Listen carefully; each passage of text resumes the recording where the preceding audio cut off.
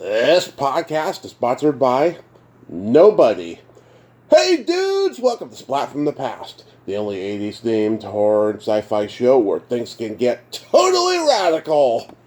Now today, I will be welcoming Stephen Talbot. Stephen played Gilbert Bates on Leave It To Beaver from 1959 to 1964, one of Beaver's best friends. And I can't wait. I've always wanted a cast member from Leave It To Beaver on here, and today I finally have got one. Oh my God, Stephen, his father Lyall Talbot, he was a character actor in Hollywood in the old days, and he was in all these like comic book adaptations that were considered like B fodder back then. You know, Batman and Robin, Dick Tracy, The Lone Ranger, The Adventures of Kit Carson, you know, and Stephen, wow, he was on 2 episodes of the Twilight Zone.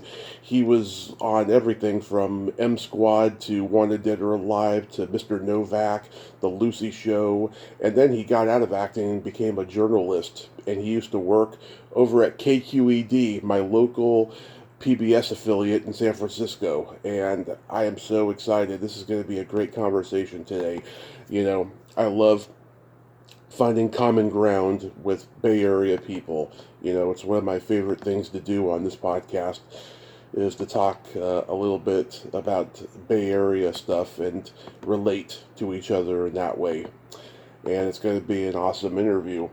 Also, rest in peace, Lou Bracker, best friend of James Dean. We did a great interview on February 3rd, 2021, just 1 week before Jimmy's 90th birthday.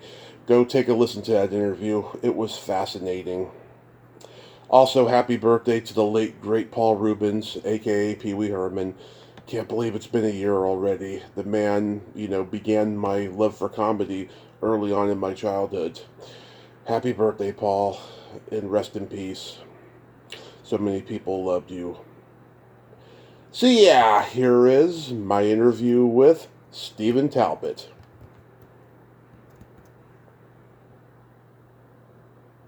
So, going back in time, your father, Lyall Talbot, was a character actor in Hollywood. So I can imagine it was he that got you into acting as well. Yes, he did, Tommy. My dad had a long, fascinating career, and my sister, Margaret Talbot, who's the staff writer at the New Yorker magazine, she wrote a book about him. A memoir biography called The Entertainer, which I recommend to anyone who's interested in old Hollywood, glory days of Hollywood, and also in the TV era. He started in the Midwest as a stage actor, came out to Hollywood under contract to Warner Brothers when talking pictures were invented. So he was on contract as the player at Warner Brothers in the 1930s with, you know, Betty Davis, Humphrey Bogart, Jimmy Cagney, the whole gang. He did a lot of gangster movies, a lot of pre-code movies. And he was kind of a matinee idol. He was an incredibly handsome guy and a bit of a movie star. And then he moved into character roles later, and then his career was reborn on TV.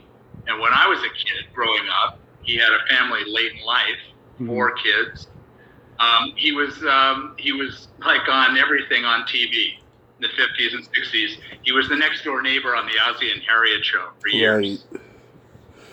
Yeah, one thing I think is amazing, he was in a lot of matinee serial and TV series adaptations of comic book heroes. He was in Batman and Robin, Dick Tracy, The Lone Ranger, The Adventures of Kit Carson, and back then that was all considered like, you know, B-grade kids fodder, but now of course that kind of stuff is a whole cottage industry. Did he feel like, you know, embarrassed by that, or did he embrace that? Both. Both. You know, those were mainly made in the late 40s and early 50s. So I think that would essentially be a downturn in his career, the way he was looking at it. He was kind of drinking too much, put on weight. But my dad loved nothing more than acting. He loved to act. He did it his whole life.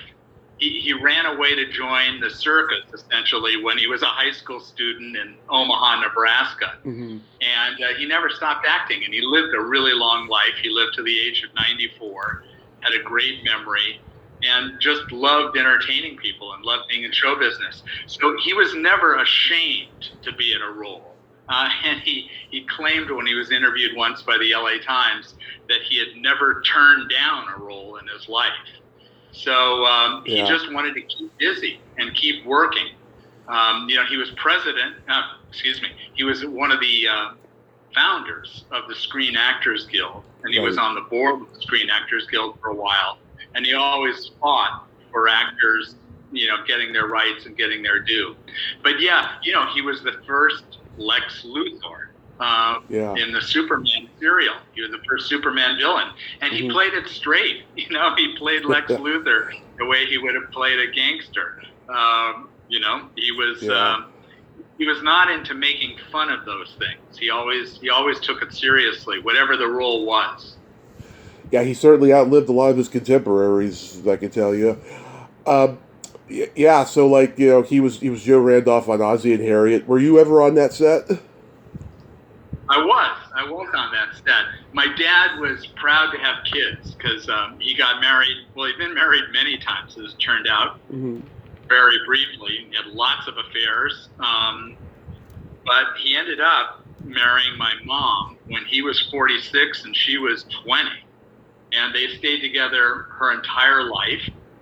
She ended up dying before he did. Mm-hmm. But they had 4 kids together. I'm the oldest. And he was really proud in his, relatively old age, having kids. And the 2 oldest of us, my brother and me, he would take us on the set often of whatever he was doing, including Ozzie and Harriet, and including shows that we liked as kids, Rin Tin Tin or Fury or something. We'd want to see Rin Tin Tin, get on the set. So he would take us, and I basically grew up, watching him do TV. And then every summer, as a lot of actors in Hollywood did then, he would hit the road and do summer stock. He would be in plays and always billed as, as seen on TV, or, former movie star Lyall Talbot. Yeah. And he would go out with members of the cast from the Bob Cummings show, or from Ozzie and Harriet. He did plays with, he directed Ozzie and Harriet in plays and acted with them. So he did that every summer. And, our whole family, he would pack us in the family station wagon, and we'd hit the road, and you'd play Chicago, Boston, Indianapolis, sometimes small tent theaters in places like Traverse City, Michigan. And that was always our summer vacation. And so I grew up backstage watching him act. And obviously, it looked like fun to me, and that's how I got hooked. Wow.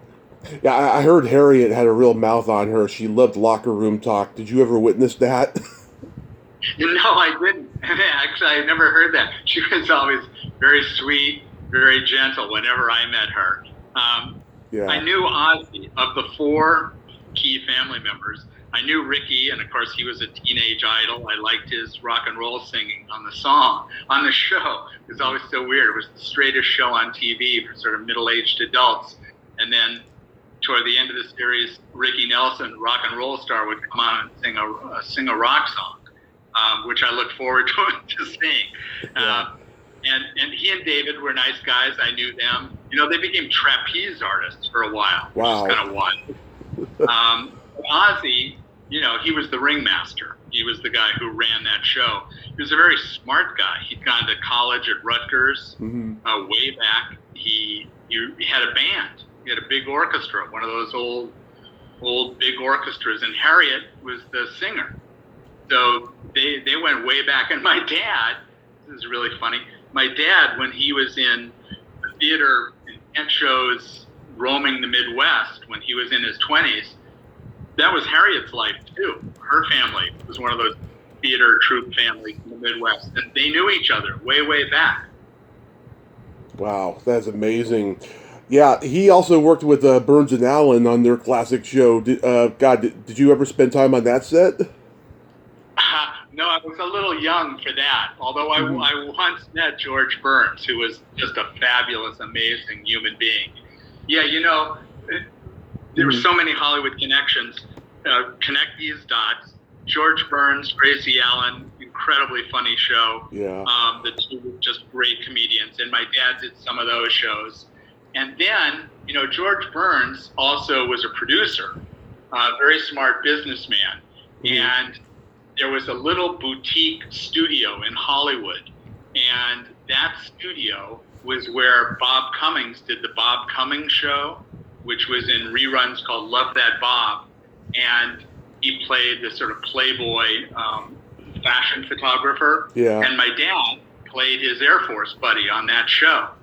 And George Burns produced that show. Wow. And it was all done at that same little studio in Hollywood, right in the heart of Hollywood.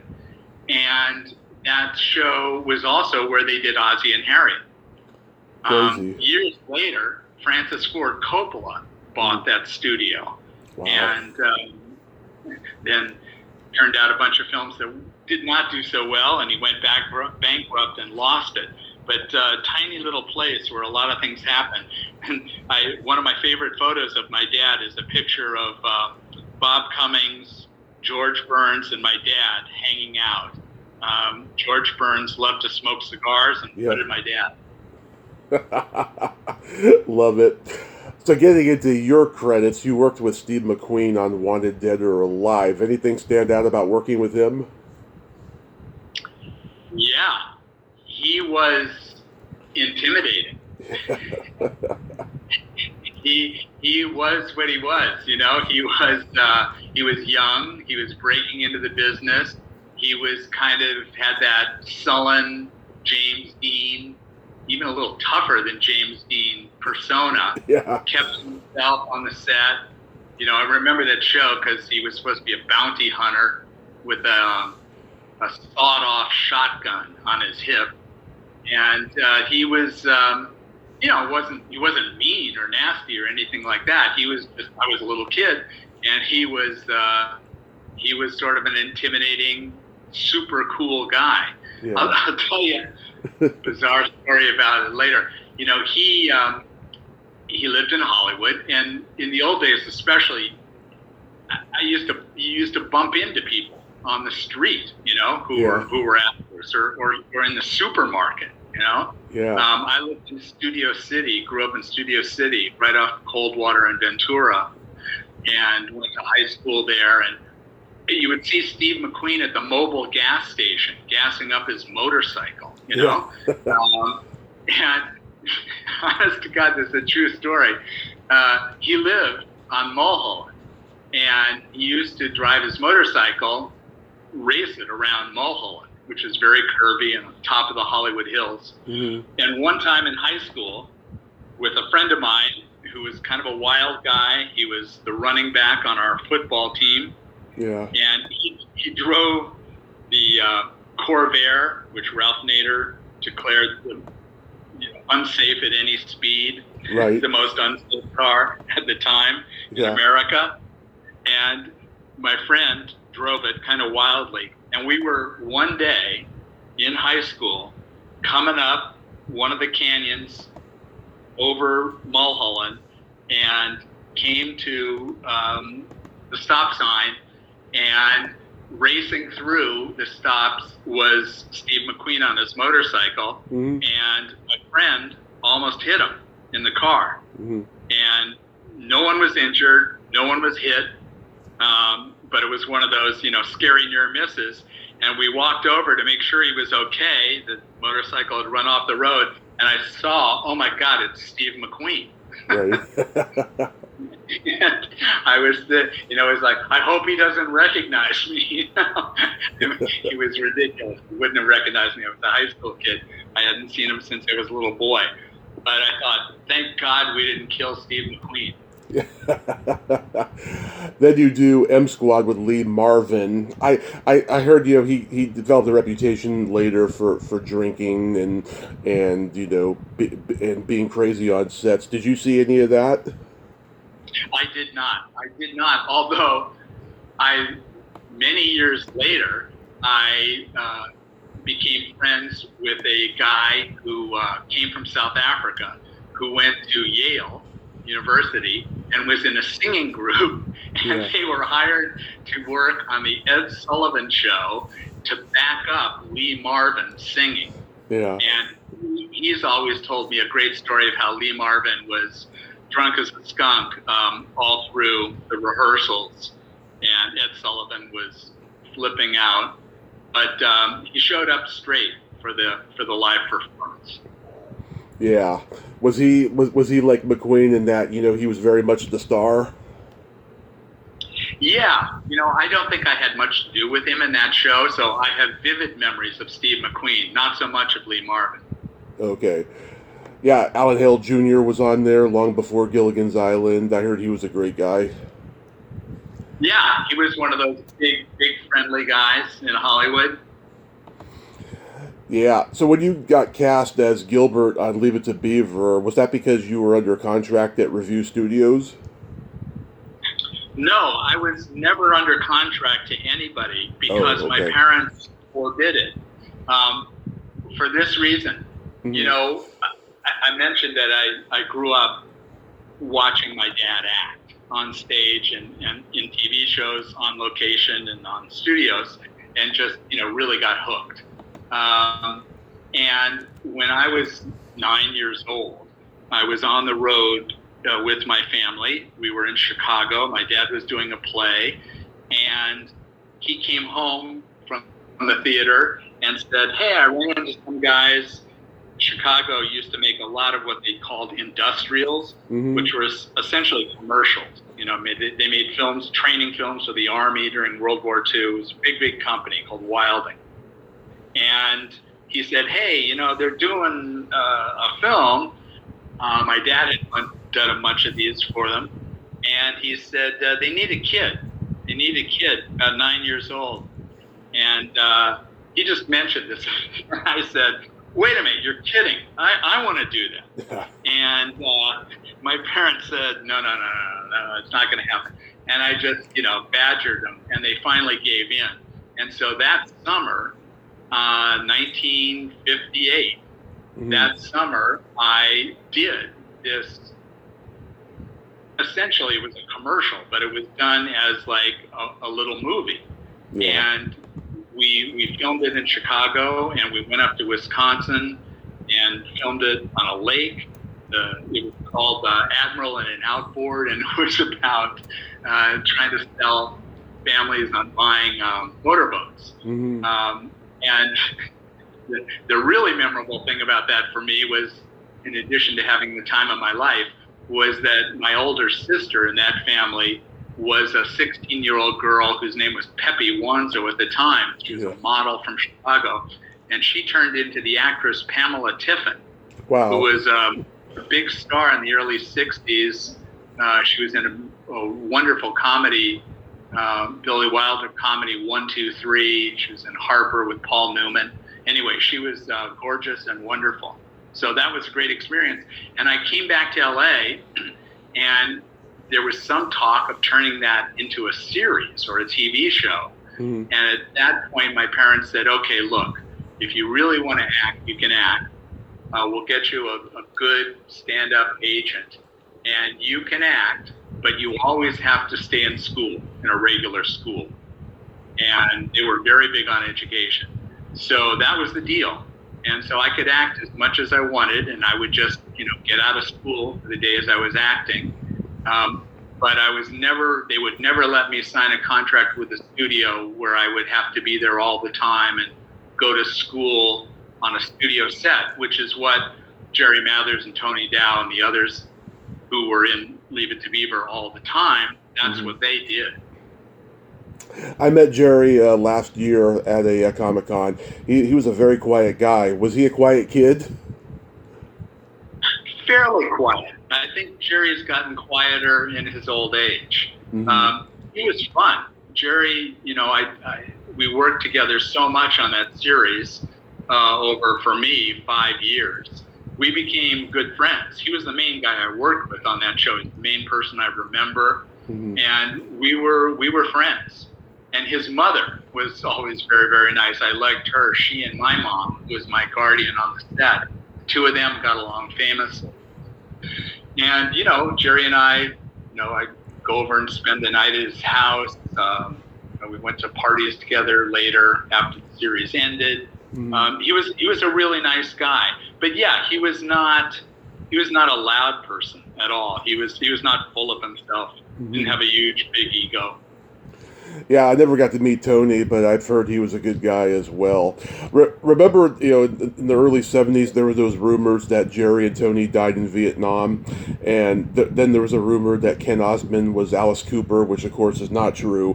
Did you have any rumors written about you? No, but it was weird about Leave It To Beaver because it was one of those series that, was so iconic for baby boomers, especially in reruns.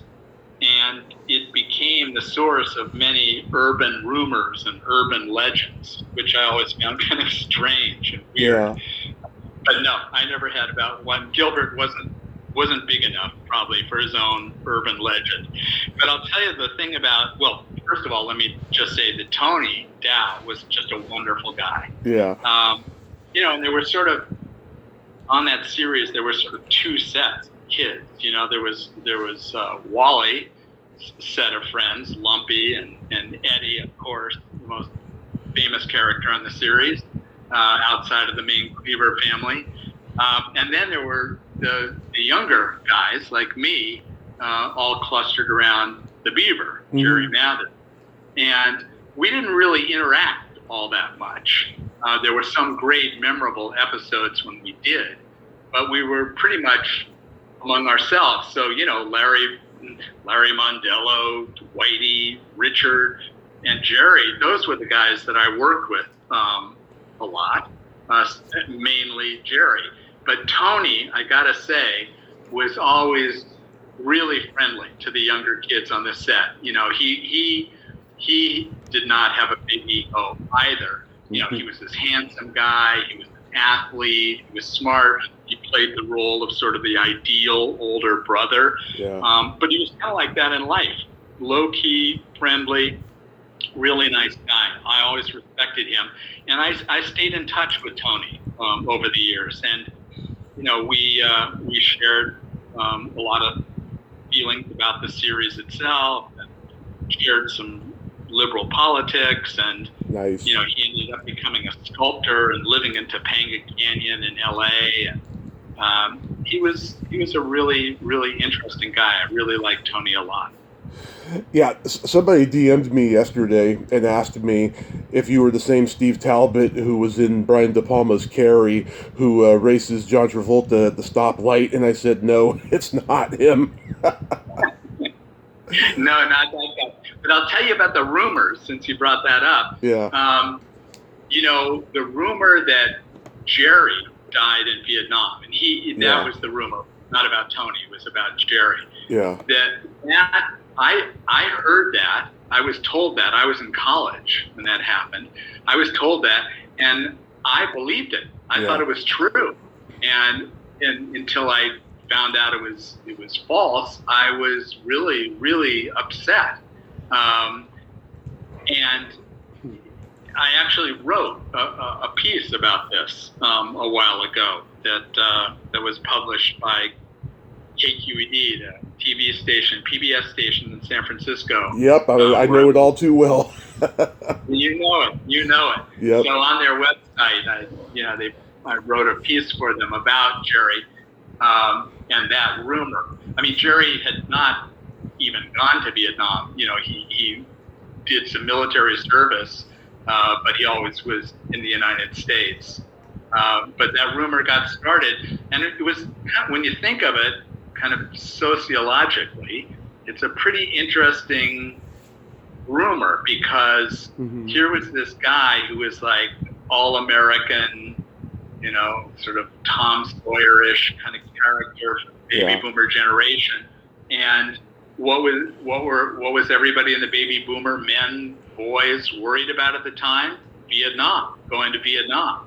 And the idea that he would go and get killed was very disturbing. So it was an interesting rumor for why a rumor like that would spread.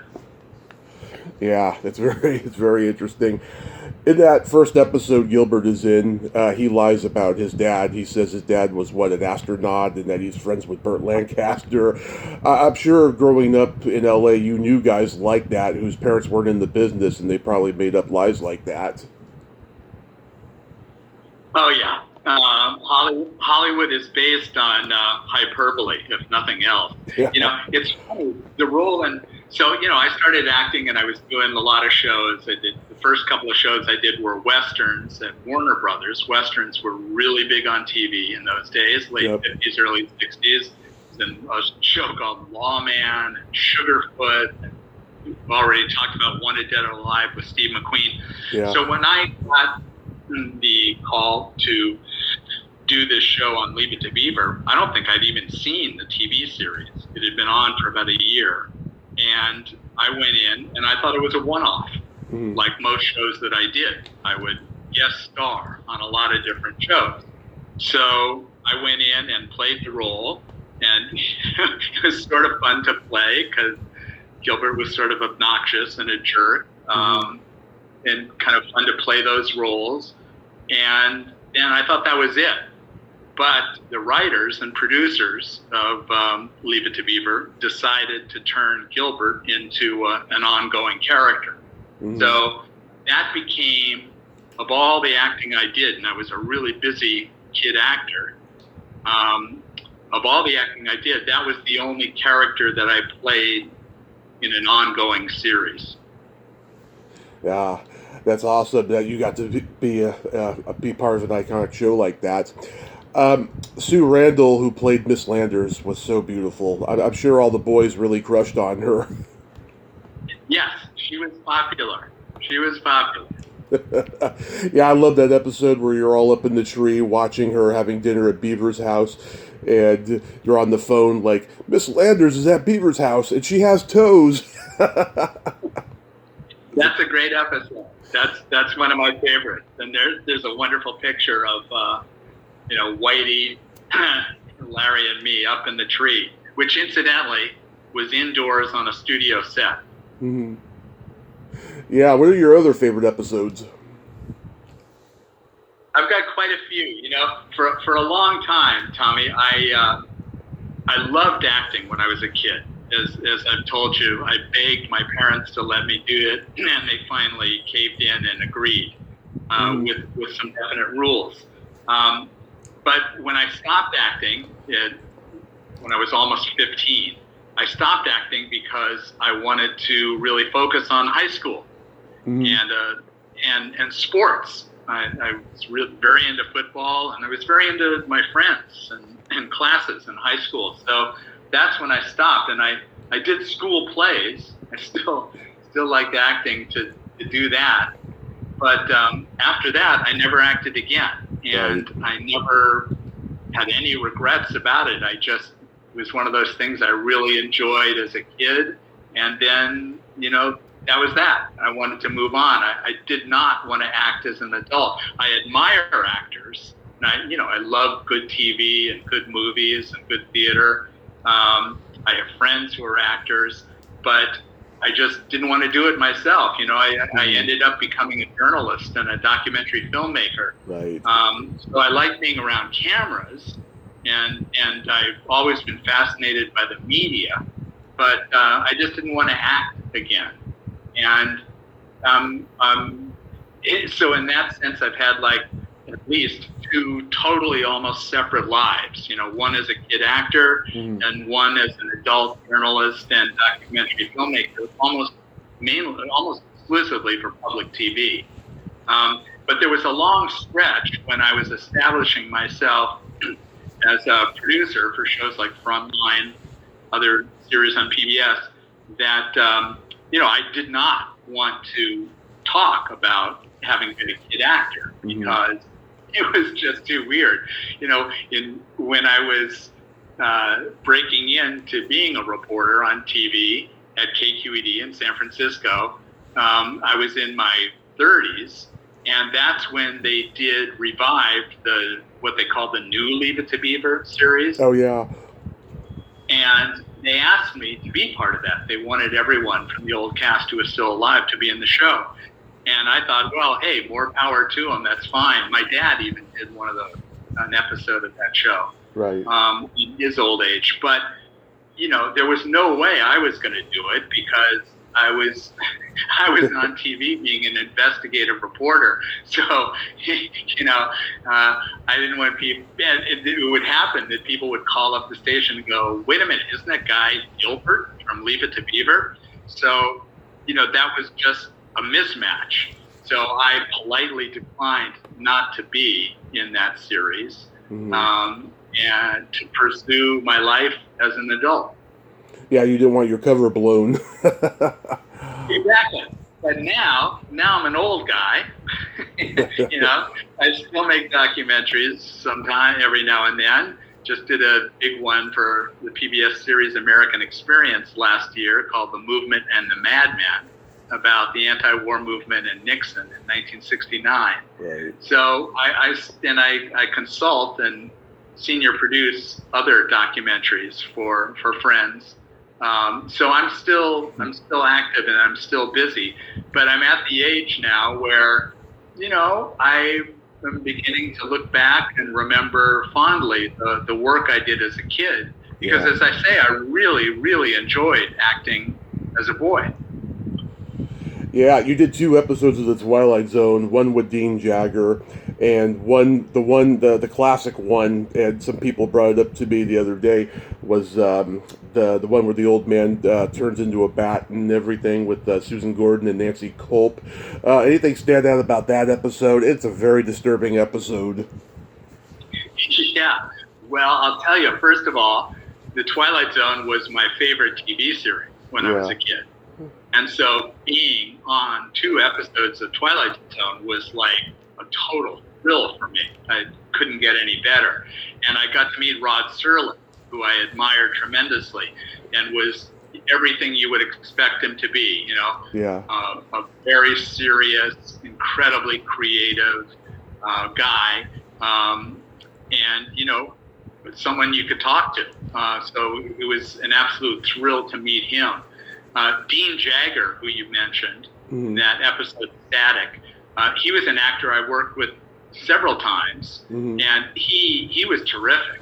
He was always such a good actor and really friendly. I admired him. He was one of the adult actors who I most liked working with, actually. Now, the episode you're talking about where Susan Gordon is in it,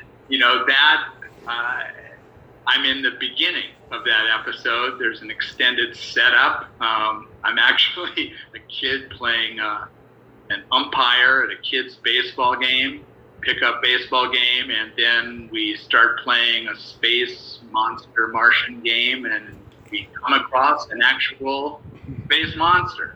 Well, it was fun. It was fun. I loved it.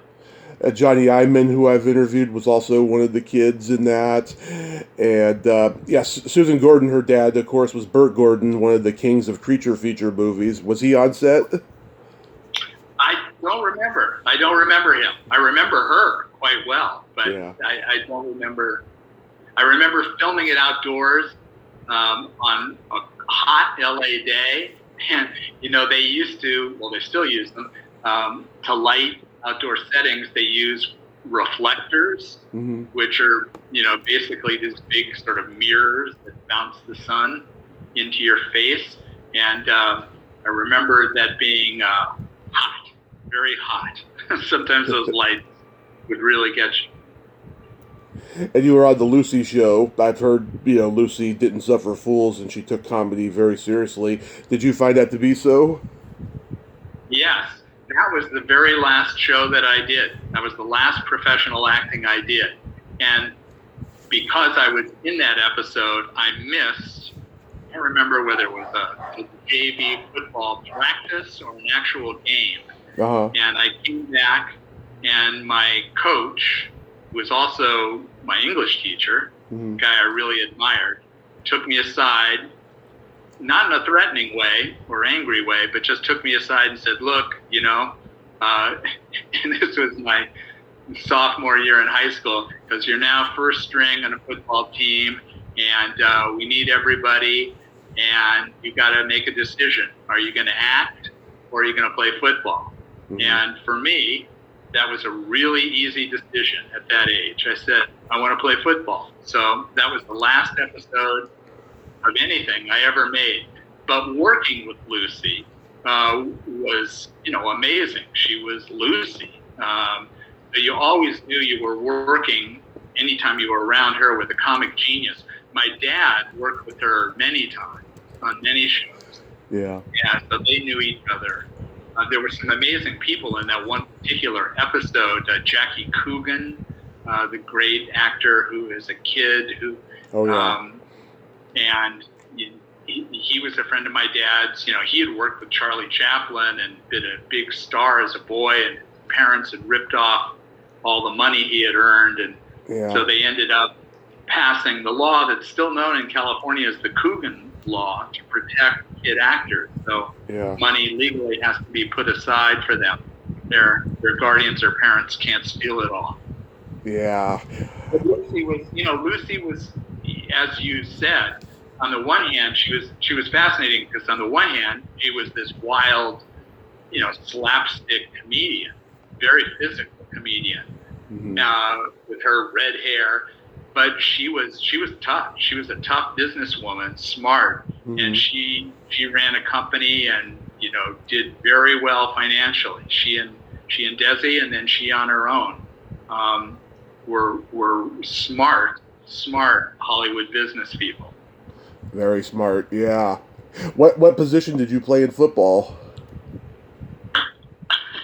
Okay, we'll get in the weeds here. So I was the right guard, and then I was a linebacker on defense. Wow. And finally, in my senior year, playing varsity football, I was, believe it or not, I had the weirdest combination. I was still a right guard, but I was also a safety.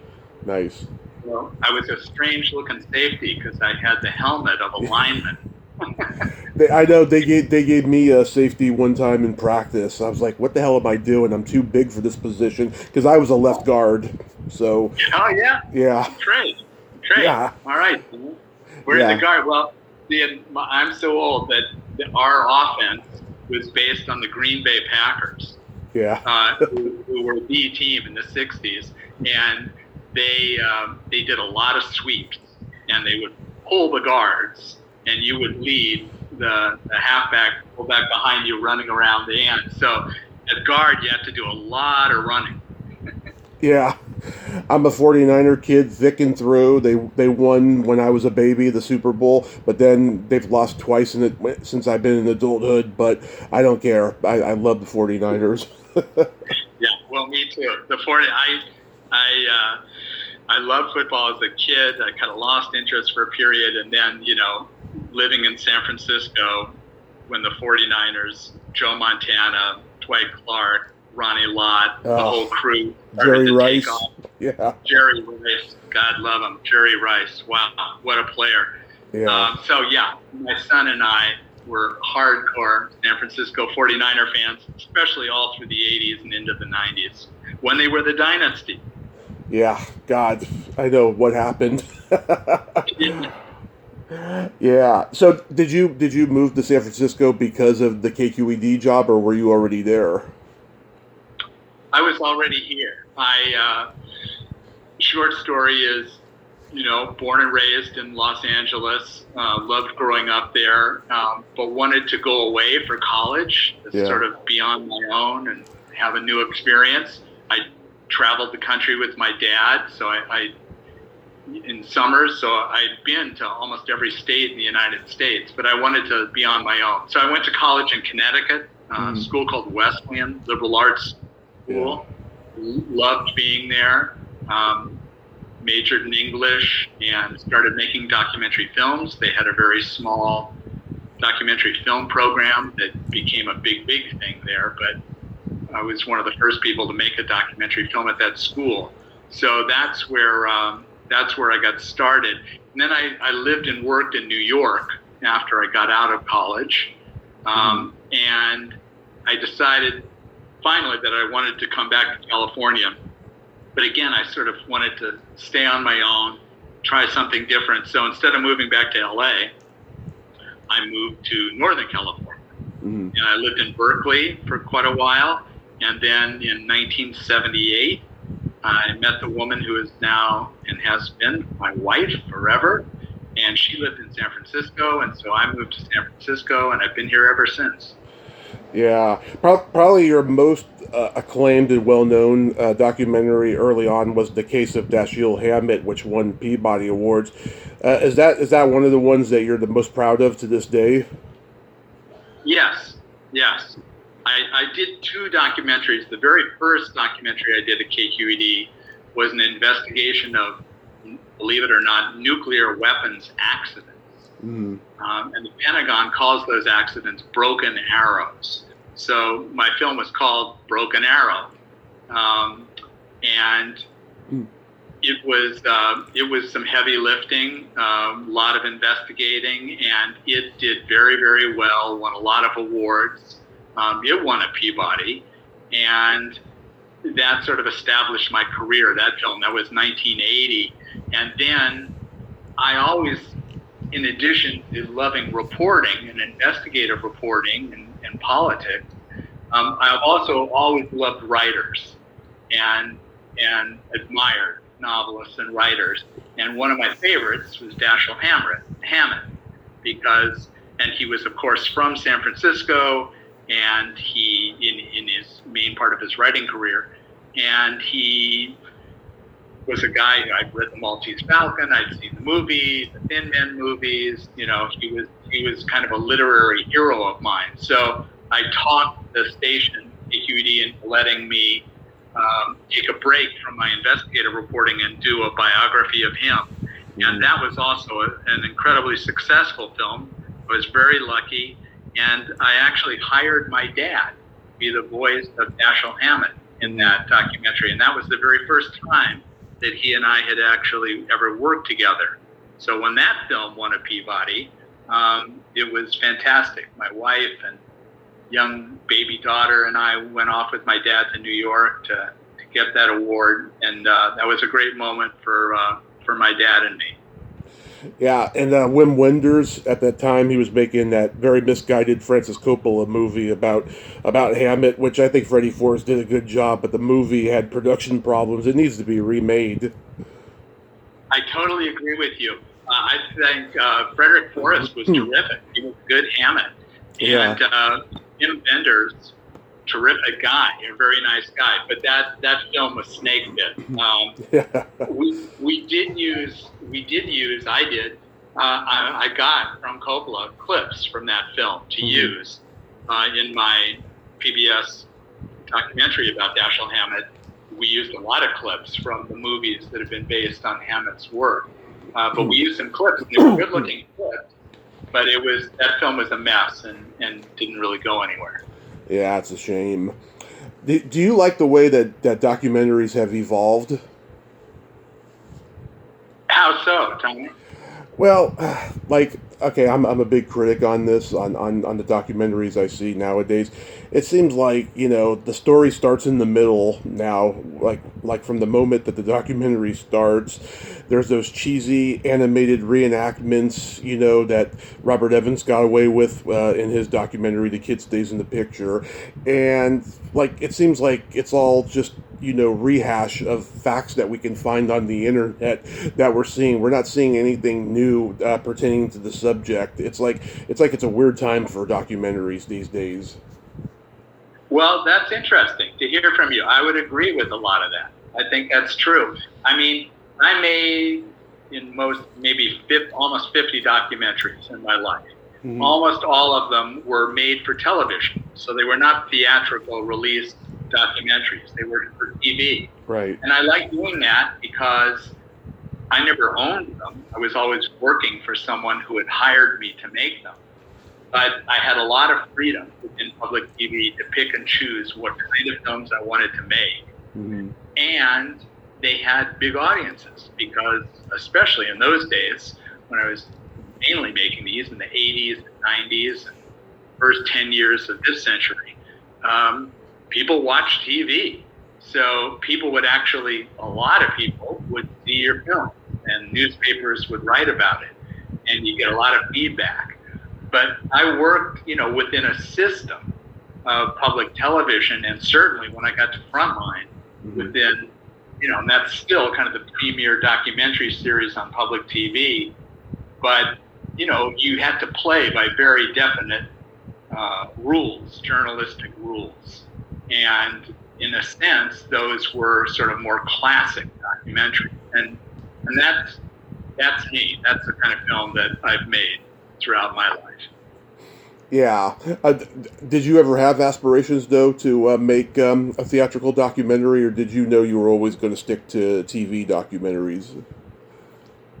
Pretty much TV, and I'll tell you why. I had a family, got 2 kids, now grandkids, and I always needed to make a living, and I liked the fact that I could be on a payroll, that I could work for KQED or Frontline, and that they had to come up with the money for the budget. I never had to worry about fundraising for my own documentary. The money was already there to make it. I just had to bring it in on time and on budget.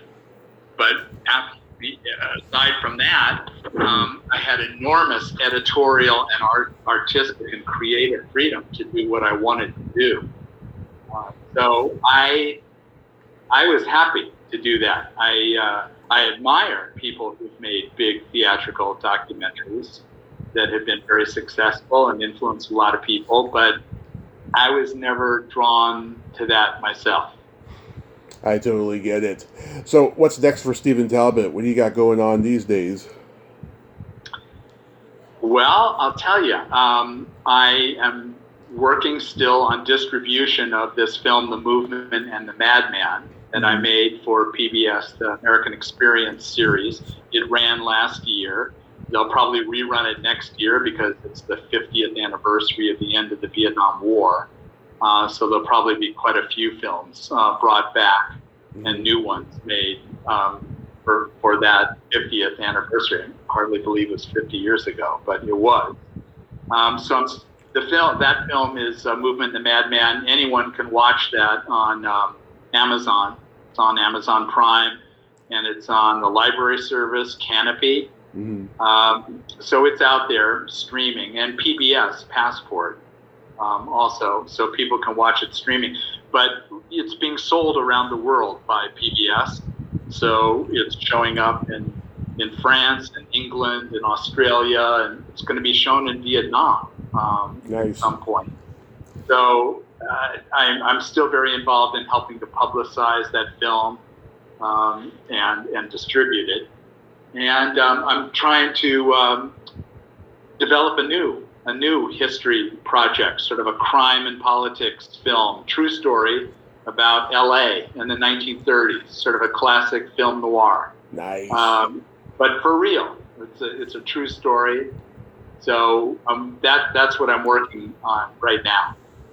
Fabulous. Well, I'll take a look at that documentary, and I thank you so much for coming on today, Steve. This was great. Good. Well, nice talking to you. I appreciate it. You too, sir. You have yourself a great day, and be safe out there. Okay. Take care, man. Take care. Bye-bye. Well, there you have it. Steve Talbot. Ain't he a cool dude? Wow. God, I could listen to him all day. Great talker, great stories. I'm so glad we could talk today. And go check out that documentary on Amazon Prime, and I will definitely do the same. Well, until next time, this is Tommy Throwback Kovac saying there's no shame in living in the past because the present sucks. Later, dudes.